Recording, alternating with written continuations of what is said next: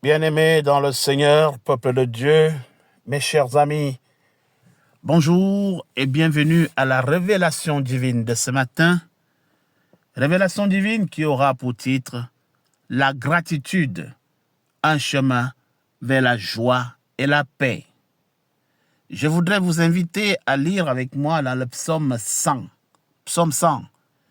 du 4e au 5e verset. Voici en substance ce qui est écrit.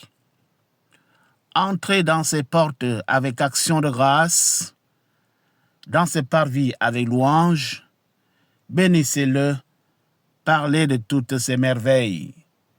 Parole du Seigneur. Mes chers amis, peuple de Dieu, une fois de plus, bonjour. Et que la paix du Seigneur qui surpasse l'intelligence des hommes reste et demeure en chacun de vous et à nous tous, dès à présent, demain et pour des siècles des siècles. Amen. Pour vous servir ce matin, je suis le pasteur Francky Evinondoa. Mes chers amis, hier, sous l'inspiration divine, nous vous avons parlé de l'ingratitude. Et ce matin, le Seigneur me met à cœur de vous parler de son contraire, c'est-à-dire de la gratitude. Qu'est-ce que c'est que la gratitude? Eh bien, la gratitude, c'est justement le contraire de l'ingratitude. En fait, pour être beaucoup plus accessible, disons que la gratitude est un sentiment qui nous permet justement d'apprécier les bienfaits que nous recevons de Dieu, d'une part, et des hommes. La gratitude est un chemin vers la joie, je l'ai dit plus haut, c'est un chemin vers la paix. Pourquoi? Parce que la gratitude nous permet de nous concentrer sur les choses positives de la vie. C'est pourquoi, dans la révélation divine de ce matin, nous allons essayer d'explorer la gratitude à travers les saintes paroles, mais aussi à travers des exemples tirés de la vie de tous les jours. Mes chers frères et sœurs, je voudrais vous faire remarquer que lorsque le soleil brille chaque matin sur vos têtes, vous devez savoir que c'est un bienfait. C'est un bienfait que nous recevons de Dieu chaque jour. Mais parfois, nous oublions de l'apprécier. Nous oublions de reconnaître cette grâce. De même, parlons de la famille, parlons des amis. Ce sont des bienfaits que le Seigneur nous accorde chaque jour. Mais nous oublions parfois de le reconnaître pour dire merci.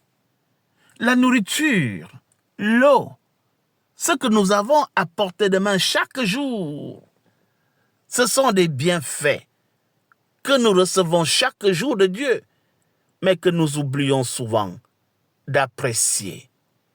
Mes chers amis, peuple de Dieu, oui, dans 1 Thessaloniciens, chapitre 5 au verset 18, Paul dit quelque chose. Il dit, dans toutes choses, rendez grâce, car telle est la volonté de Dieu à l'égard de vous en Jésus-Christ. Dans toutes choses, rendez grâce au Seigneur. Mes chers frères et sœurs, je voudrais vous inviter ce matin à prendre le temps de remercier le Seigneur.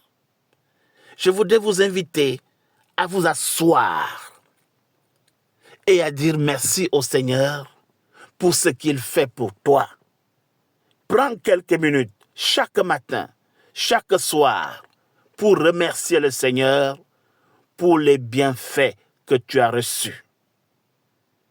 Tu dois exprimer ta gratitude également envers les autres. Dis merci aux personnes qui vous ont aidé, qui vous ont fait plaisir. Essaie même, si tu le peux, d'écrire chaque jour les choses pour lesquelles vous êtes reconnaissant.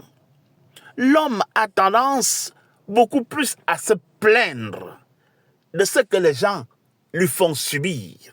Mais très peu de personnes prennent le temps de faire l'inventaire des grâces qu'il reçoit, de l'attention qu'il reçoit, de l'amour. Prenez le temps pour dire merci.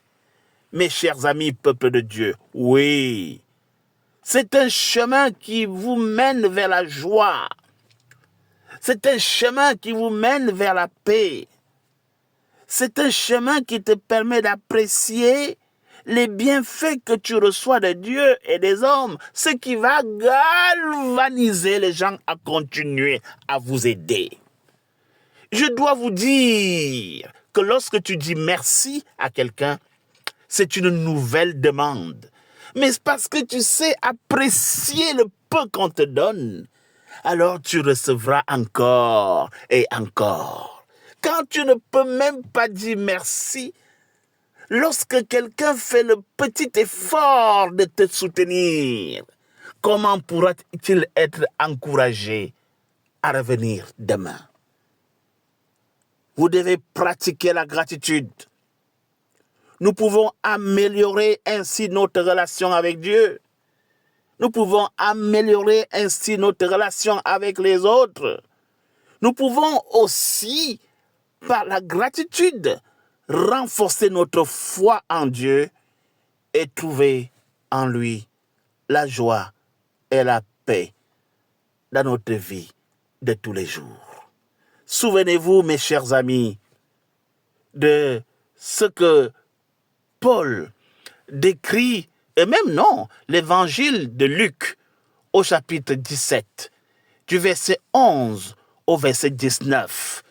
Je voudrais vous inviter, laissons un peu Paul. Il dit, dans l'histoire des 10 lépreux qui ont été guéris par Jésus, Luc nous révèle que l'un d'eux, un seul sur 10, est revenu dire merci à Dieu, pendant que les autres 9 s'en sont allés. Mes chers amis, il faut apprendre à dire merci à chaque fois que le Seigneur pose un acte dans votre vie. Il faut apprendre à dire merci à chaque fois qu'une personne pose un acte dans votre vie. C'est alors que vous recevrez encore et encore. Que le Seigneur vous bénisse, qu'il vous dispose à être reconnaissant et à toujours dire merci lorsque quelqu'un pose un acte en votre faveur. Que le Seigneur vous bénisse et qu'il vous garde.